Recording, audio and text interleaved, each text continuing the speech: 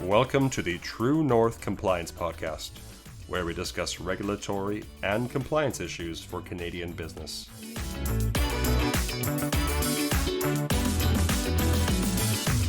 Hello, I'm Shawn O'Hara, and thanks for listening. Today, we're going to be talking about 2 FINTRAC penalties, one imposed on the Canadian National Exhibition Association, and another imposed on the British Columbia Lottery Corporation. We're going to be talking about FINTRAC and gambling, plus 2 recent stories, high profile on the Canadian real estate industry. Scandals involving iPro Realty Limited in Ontario and Remax Real Estate in Calgary. FINTRAC, as you may recall, stands for the Financial Transactions and Reports Analysis Centre of Canada. It does financial intelligence, and its main job is to detect, prevent, and deter money laundering and the financing of terrorist activities. It does things like monitoring transactions, it collects and analyzes data, it supports law enforcement and national security agencies, and it also enforces compliance through the Proceeds of Crime, Money Laundering, and Terrorist Financing Act, which is the PCML-TFA, if you want to look that up, and its headquarters is in Ottawa. The first story, released on the 28th of August, is an administrative penalty they imposed on the BC Lottery Corporation. They did a compliance examination, basically an audit of the sector, and they imposed an administrative penalty of $1,075,000. That was in July, for non-compliance with Part 1 of the Proceeds of Crime, Money Laundering, and Terrorist Financing Act and associated regulations. Now, it does not at all mean that BCLC was involved in any actual criminal activity. What they were charged with was failure to report suspicious transactions, failure to develop and apply policies and procedures for high-risk clients, and failure to take special measures for high-risk clients. Getting into the details, and I will put links to this in the show notes. FINTRAC that BCLC failed to submit 2 suspicious transaction reports. So if you're wondering, if you're not quite familiar with this, when an entity, a business or a person within that business has something causes some degree of suspicion, shall we say, then the person or the business is obligated to file a suspicious transaction report. If somebody shows up in your business, has $100,000 worth of cash in a bag, and says, I want to buy that vehicle, most people don't carry around that much cash, so that could be enough to trigger a suspicious transaction report. Or in this case, they failed to submit 2 suspicious transaction reports, whereas FINTRAC says there were reasonable grounds to suspect 1 or more transactions or attempted transactions were related to the commission or attempted commission of a money laundering or terrorist activity financing offense. And then FINTRAC in the audit found that there were gaps in BCLC's due diligence review process, and that there were a few factors that BCLC did not take into account when they reviewed a particular high-risk patron who did certain activities that should have triggered the 2 suspicious transaction reports. Then the second violation is that they didn't develop and apply written compliance policies and procedures that were up to date. They failed to adapt frequency and depth of monitoring measures, which FINTRAC says, which led to gaps in the timely review of transactions. And then the third violation was the failure to take the prescribed special measures that are required when a person or entity considers that the risk is high.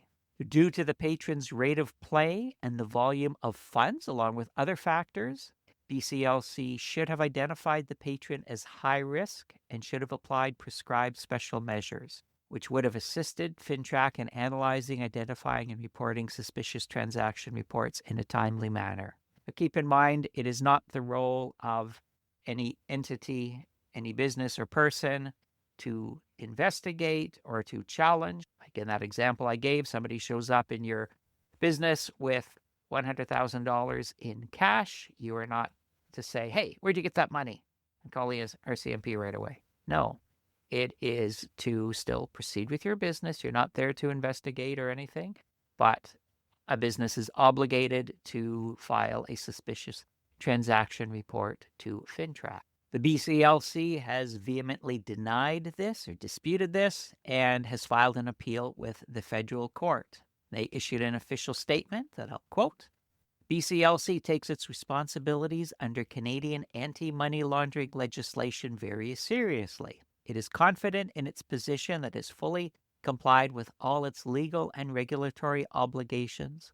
The findings do not include allegations of any criminal offense. And BCLC is saying that they did their own investigation and found nothing unusual or suspicious with this particular patron other than the frequent use of $100 bills. And they say that FINTRAC officials relied on what they refer to as an irrelevant factor by subjectively concluding that the patron was simply gambling too much. And they're claiming that the amount gambled is not a relevant factor in what FINTRAC should be checking, and that it reflects a moral or value-based judgment rather than an objective application of the regulatory framework. And they also claim that the regulator wrongly concluded that the suspicious transaction report should have been filed due to the patron's behavior and responses to interview questions. The BCLC says that FINTRAC didn't consider the patron's poor English language skills or the country from which they came from, but there's no note here where they came from or what language they spoke. FINTRAC says the patron was uncooperative and provided false, misleading, or incorrect information about their occupation and their ownership of property.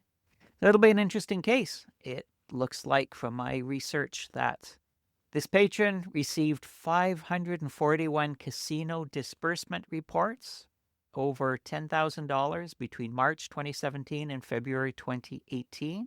So the minimum payouts might have been around over $5 million. So this will be in federal court, and we'll see how long that takes.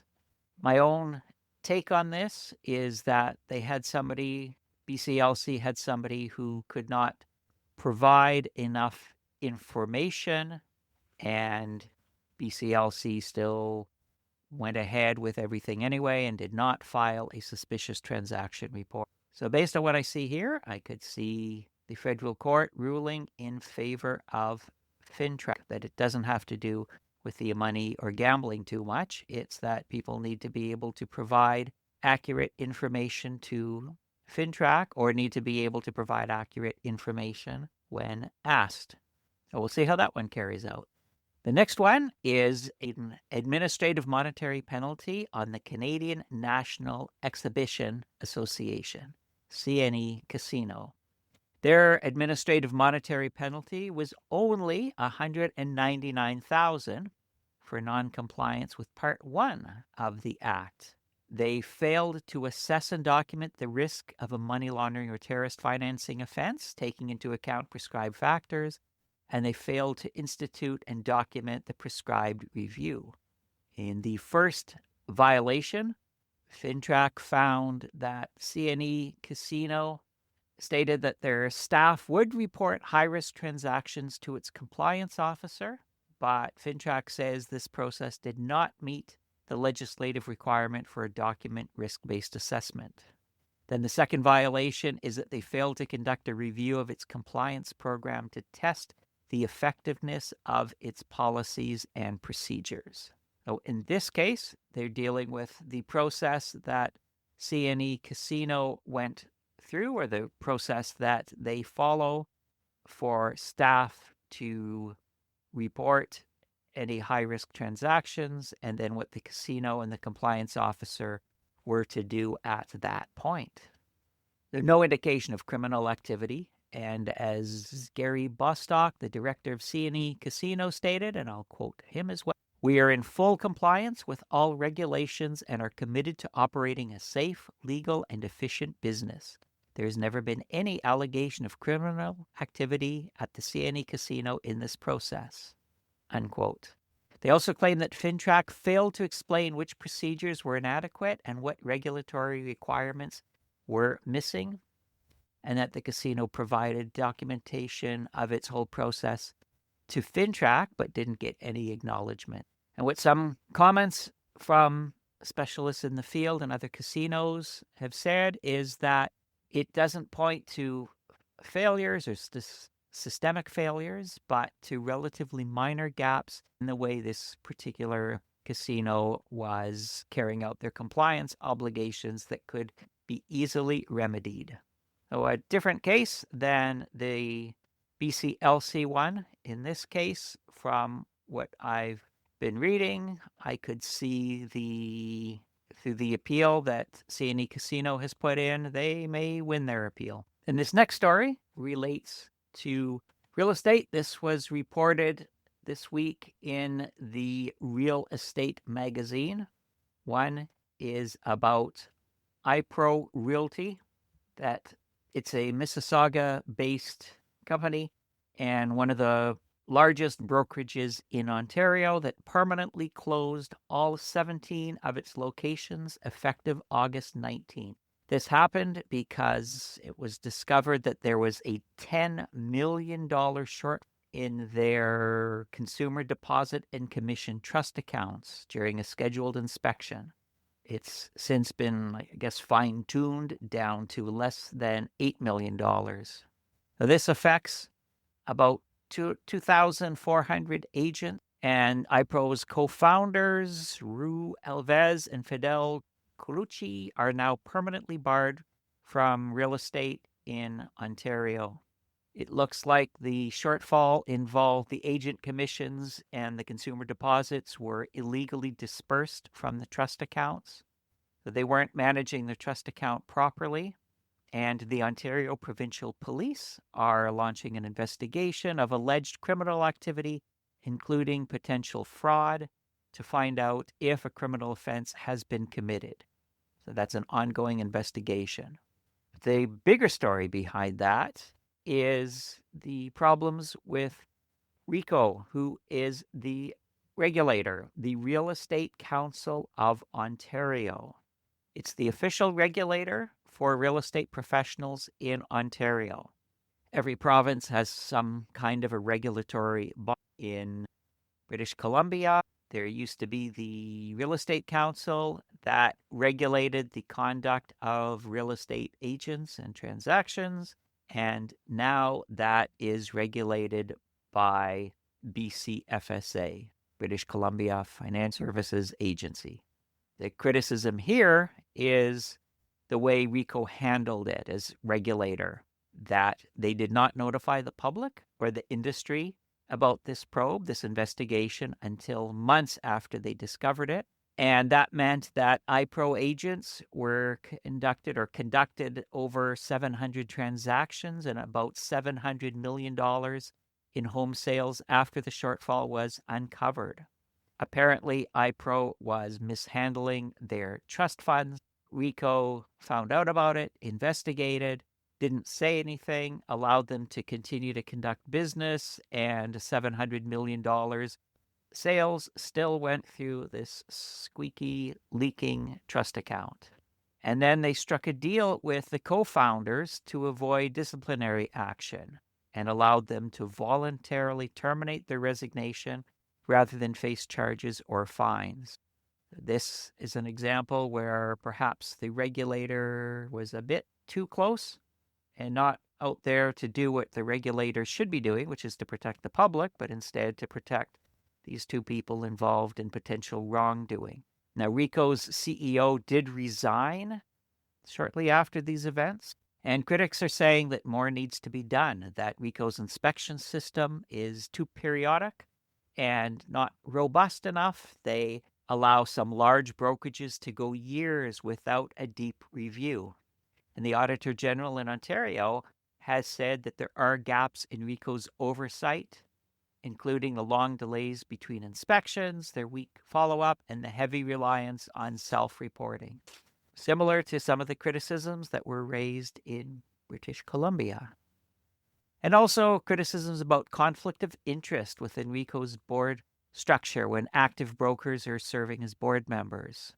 The Ontario Ministry of Public and Business Service Delivery and Procurement, which is the one that oversees RECO, the regulator, is investigating the way they handled it. And the government has said that it is prepared to assume control of the real estate watchdog if they're not satisfied with the audit and review of RECO's actions. This really undermines trust in the whole industry. As Janice Myers, the CEO of CREA, the Canadian Real Estate Association, said that the trust in the industry is broken.